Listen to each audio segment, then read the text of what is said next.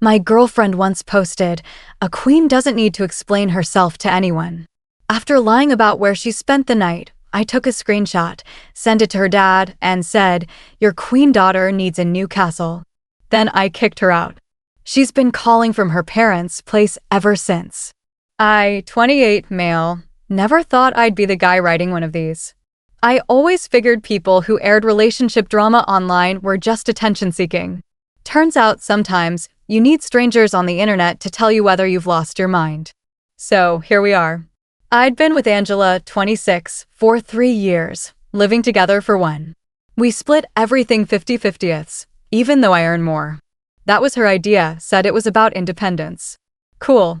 I respected that. 3 weeks ago, she claimed she was staying at her friend Amy's after girls' night. She texted me at 2 a.m. too drunk to drive. Crashing here. Love you. Normal stuff, except Amy posted Instagram stories all night, and Angela wasn't in a single one. When I asked her about it the next morning, she said Amy had gotten weird about photos lately. Red flag, maybe, but I'm not the paranoid type. Then last Friday happened. She pulled the same move. Girls' night. Too drunk. Staying at Amy's. But this time, my buddy Gary sends me a photo from a downtown bar, one of those loud, crowded places we never go. And there's Angela, unmistakably in the background, wrapped around some guy I've never seen. Timestamp, 1:47 a.m., 13 minutes before her "too drunk at Amy's" text. I didn't blow up. Didn't respond to Gary. I just stared at my phone like a complete idiot. Saturday morning, she comes home wearing the same dress, looking rough. I'm making coffee, acting normal. She's going on about how exhausting Amy is, how they stayed up talking about her ex's drama. I just nodded. Then I asked if she wanted to grab lunch with Gary and his girlfriend later. She said, sure. Haven't seen them in forever. That's when I knew. If she'd been at that bar innocently, she would have said something about seeing Gary. But she didn't even blink. I spent the whole weekend playing detective in my own damn apartment, checked her phone while she showered. Yeah, I know. Scrolled through bank statements, social media, everything. Found charges at 3 different bars that night, including the one Gary saw her at. The last charge? 3:24 a.m. at a 24-hour diner across town, not even close to Amy's. Sunday night, I was ready. Evidence lined up like I was going to court. Then she posts it. That Instagram story, "A queen doesn't need to explain herself to anyone." Sitting right next to me on the couch. Didn't even look up from her phone. Something in me just snapped. Forget the confrontation. Forget the drama. I screenshot the post, opened my texts with her dad, Steven. We get along, bonded over football.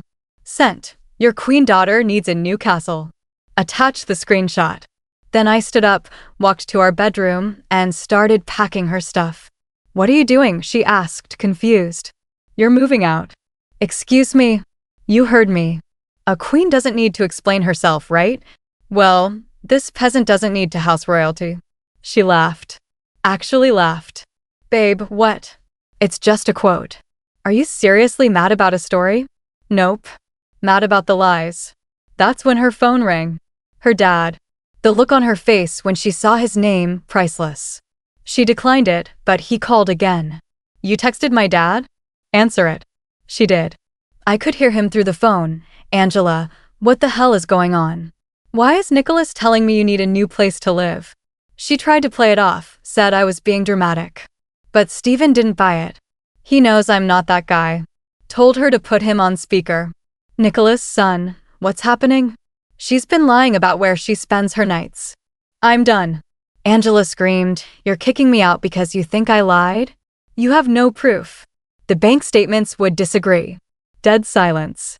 Then Steven's voice, tired, "Angela, come home.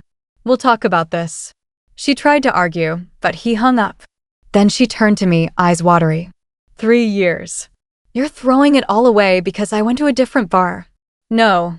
I'm throwing it away because you lied, repeatedly. Then posted a damn manifesto like you're untouchable. I can't believe you involved my parents. That's so manipulative. Pot, meet kettle. She called me everything controlling, paranoid, said I'd regret this. Maybe she's right. Still, I helped carry her bags to her car. Weird autopilot politeness. Before leaving, she tried one last time. Nicholas, please, let's talk. I love you. Then why lie? I didn't want to hurt you. Funny how that worked out. She's been calling and texting nonstop since. Apologizing. Insulting. Begging. Like emotional whiplash. Her mom even called, said I was being harsh and should give Angela another shot. But here's the kicker. I haven't even told them about the guy in Gary's photo yet. Part of me thinks I should. Part of me thinks it doesn't matter anymore. My apartment feels strange now. Keep finding her stuff, hair ties, makeup, that overpriced coffee she loved. 3 years of someone else's life tangled into mine. So Reddit, am I the *** hole for going nuclear? Should I have talked to her instead of going straight to eviction? Do I tell her parents about the probable cheating or just let it go? I honestly don't know anymore. Update 1. Holy ***T, this blew up. Thanks for the comments, even the ones calling me an idiot. Not wrong. So remember how I said I hadn't told anyone about the guy in the photo? Well, turns out I didn't need to. Angela told on herself in the most spectacular way possible. Tuesday morning, 3 days after I kicked her out, I get a text from Steven. We need to talk. Can you come by after work? I figured he wanted to mediate or guilt trip me. Whatever. I liked the guy. The least I could do was hear him out. I show up, and Steven's already on the porch with a beer waiting for me. Angela's car isn't there. She's at her mother's sister's place, he says, before I even ask. Didn't want her here for this. Turns out Angela tried spinning some story about how I was controlling and paranoid. Said I monitored her every move and she needed space to breathe.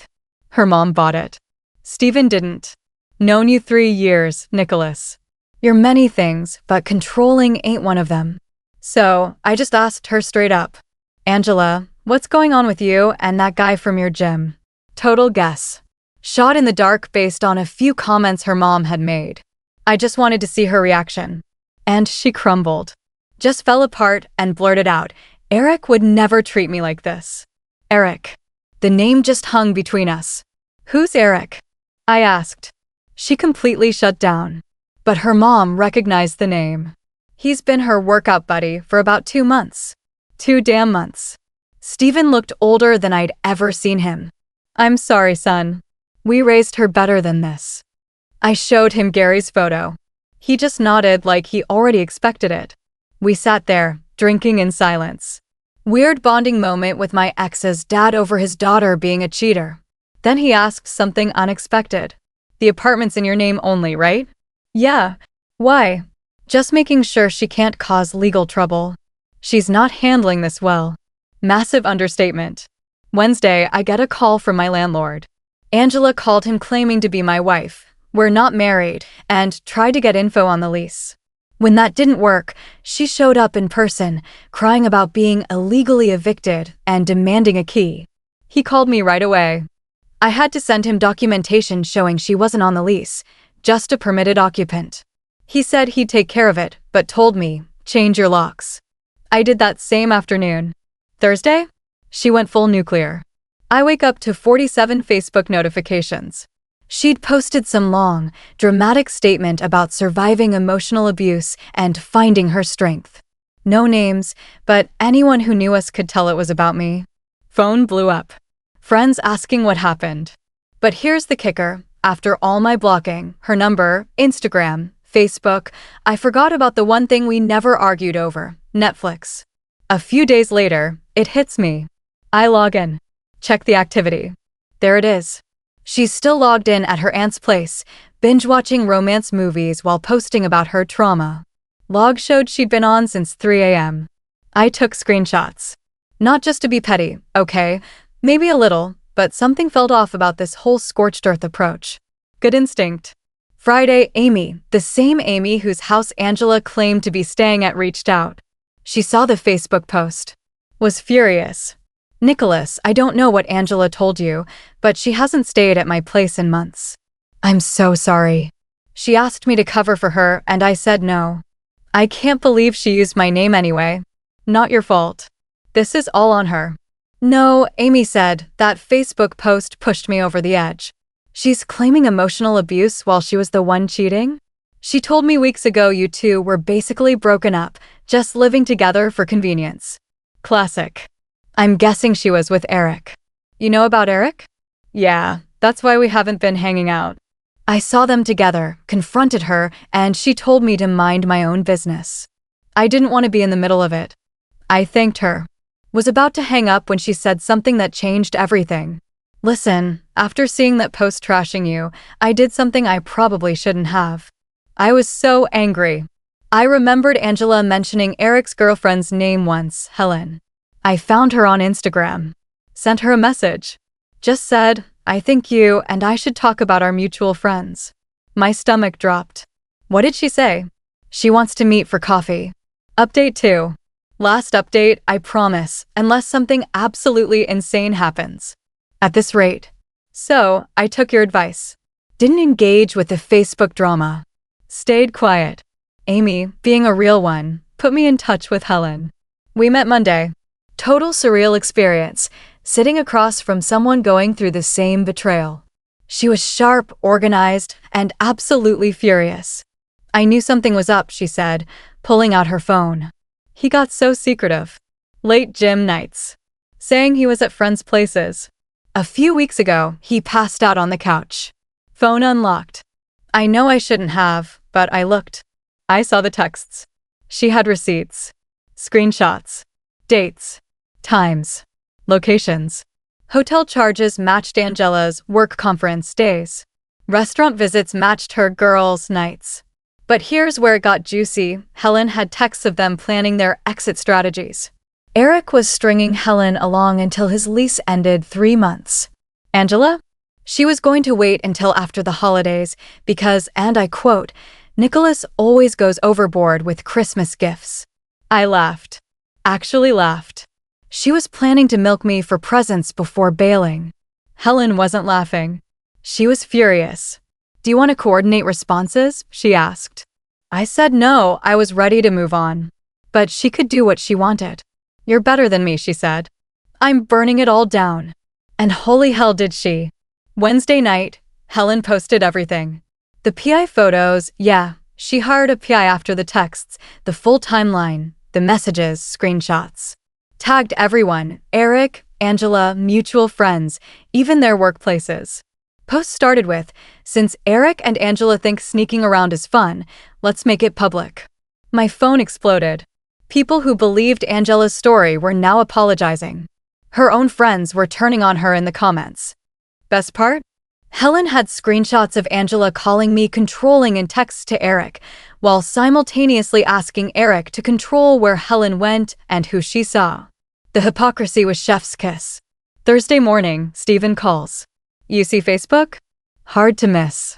Angela's locked herself in her room. Won't come out. Her mom's threatening to kick her out too. That's rough. Nicholas, did you know about all this when you kicked her out? I knew enough. Good for you, son. Good for you. But wait. There's more. Angela's workplace has a social media policy about employee conduct that reflects on the company. The public drama, plus being tagged in posts about infidelity during work hours, triggered HR involvement. I heard through the grapevine that she's not fired, but she's on administrative leave pending a formal review. Eric? He straight up lost his job. Turns out he'd been using his company car to drive to these hookups, and Helen made sure to point that out in her Facebook post, with receipts. Friday afternoon, I get an email from Angela. Subject line, please read. It's this long, rambling message about how sorry she is, how Eric manipulated her, and how she needs me now more than ever. Claims she was going through a quarter-life crisis and didn't know how to handle it.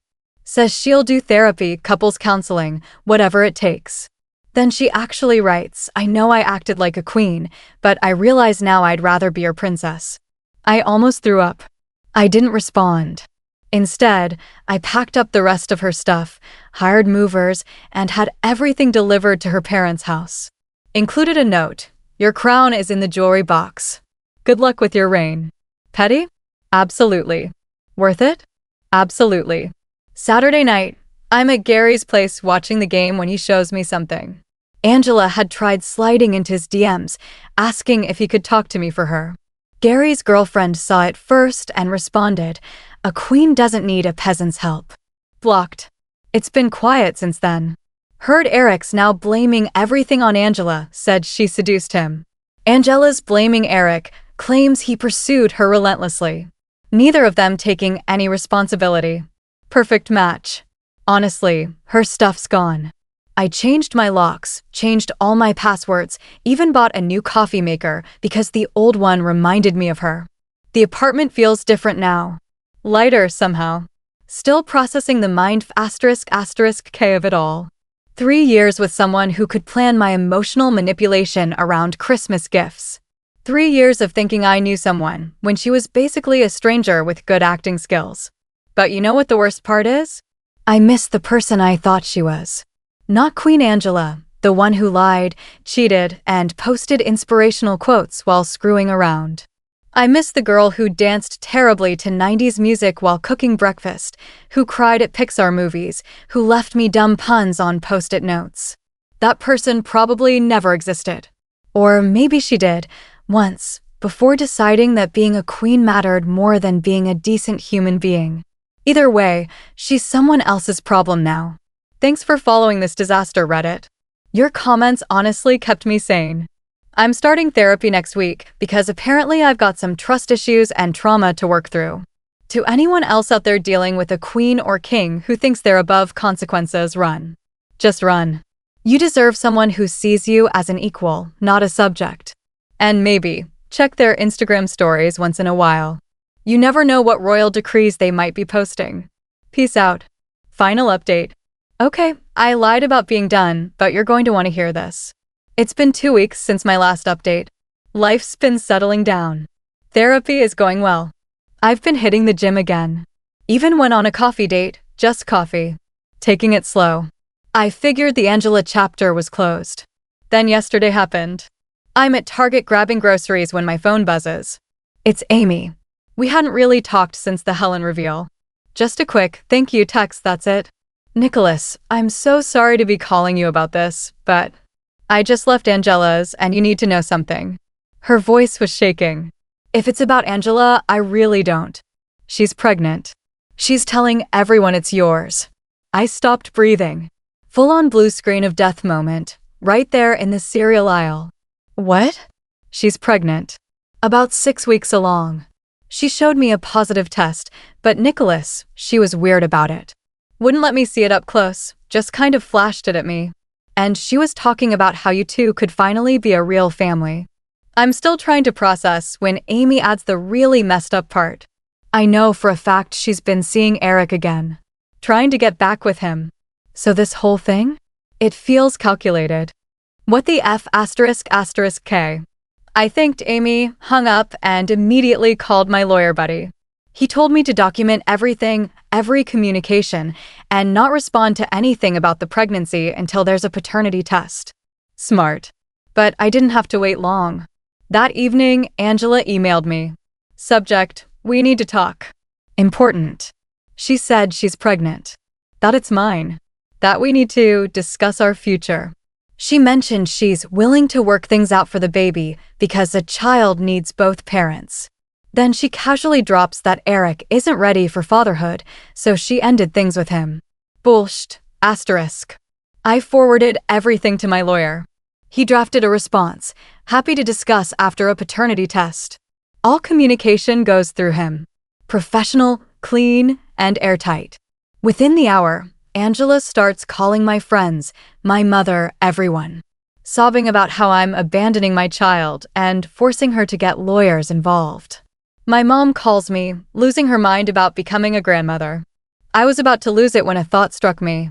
I pulled up Instagram. She'd unblocked me, probably so I'd see her future baby-related posts, and I scrolled back a few days. There it was, a post from last Sunday. Angela at brunch with girlfriends, glasses raised, mimosas all around. Caption: Sunday fun day with my girls. Pregnant women do not drink mimosas. Unless... I call Steven. He sounds exhausted when he answers. Nicholas, I know why you're calling. Her mother is in a panic. Is she actually pregnant? Long pause. We don't know, son. She showed us a test, but things aren't adding up. She's been drinking. Refused to go to the doctor with her mother. And she's already talking about child support calculations. It feels wrong. Stephen, I need you to know. I know. We know. If she is pregnant, it could be either of yours. We're not stupid. We're on our way to the pharmacy now. We're making her take another test in front of us tonight. Thank you, Nicholas. Whatever happens, you handle this right. Document everything. Do not let her manipulate you. This morning, I wake up to 23 missed calls. Check my voicemail. Angela screaming that her dad is treating her like a criminal and I turned her whole family against her. Then Stephen texts. Test was negative. She admitted she bought a fake positive online. We're getting her help. A fake F******ing pregnancy test. She bought a fake pregnancy test to trap me into taking her back after I found out about her affair, because the affair partner did not want her. I am actually speechless. But here's the real kicker. She's still telling people she's pregnant. Posted an hour ago about going through this journey alone and how some men aren't ready to step up. The audacity is almost impressive. Almost. My lawyer's having a field day. Apparently, falsifying pregnancy to manipulate someone can be considered fraud in some circumstances. Not sure I'll pursue it, but good to know. Eric, by the way, has gone completely ghost. Deleted all social media. Possibly left town, according to mutual friends. Guess he knew what kind of crazy he was dealing with before the rest of us. I'm sitting here thinking about all the red flags I missed. The little lies that didn't seem to matter. The way she'd twist stories to make herself the victim. How she'd test boundaries just to see what she could get away with. My therapist is going to need a therapist after our next session. So yeah, thought I was dealing with a standard cheater. Turns out I was dating someone willing to fake a pregnancy for what? Control? Money? To save face? All of the above? I don't even know anymore. But I do know this. I'm getting a vasectomy. And a better judge of character. And maybe a Ring doorbell in case she shows up. Thanks for sticking with this absolute train wreck of a story, Reddit. I promise I'm going to make better choices going forward. Starting with staying single for a very, very long time. And if I ever date another self-proclaimed queen, someone please stage an intervention. But for real this time, I'm out. Going to go live a boring, drama-free life. It sounds F******ing amazing. Edit. For everyone asking, yes, this is real. I genuinely wish it wasn't. Also, to the person who suggested this could be a Netflix series, if you know any producers, I need therapy money. Edit 2. Just got word from Stephen that Angela's been admitted for a 72-hour psychological evaluation. Her parents made the call after she started telling family friends she had a miscarriage from the pregnancy that never existed. I genuinely hope she gets the help she needs. This went from a revenge story to a mental health crisis real quick. Take care of yourselves out there, people. And maybe believe folks when they show you who they are the first time.